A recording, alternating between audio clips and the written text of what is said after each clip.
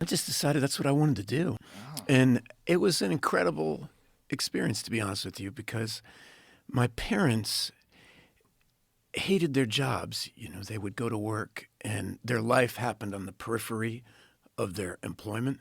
You know, my mom would take the train to New York, and so she wouldn't get home till 7:30, something. She would leave at dawn. And she was just miserable at work, I mean.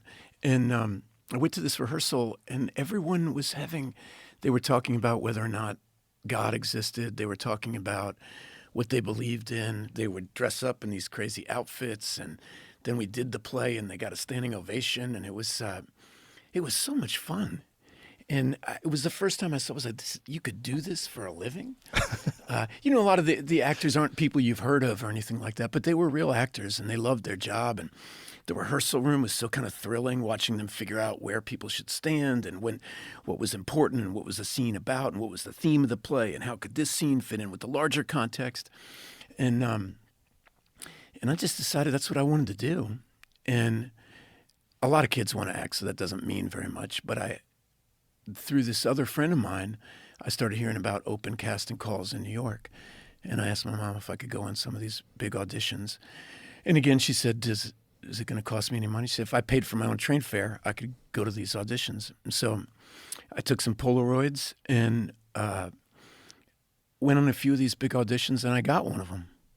And it was for this in 1984, it was a $30 million movie directed by the guy who had just done Gremlins, right? Joe Dante.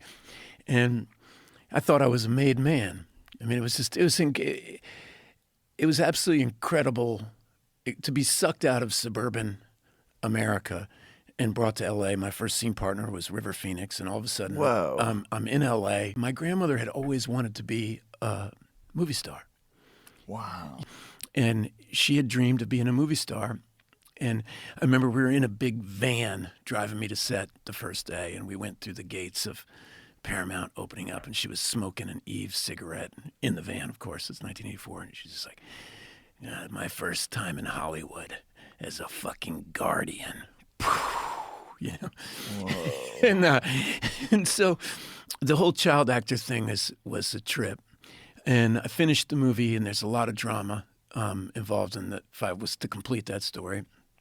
But I finished it,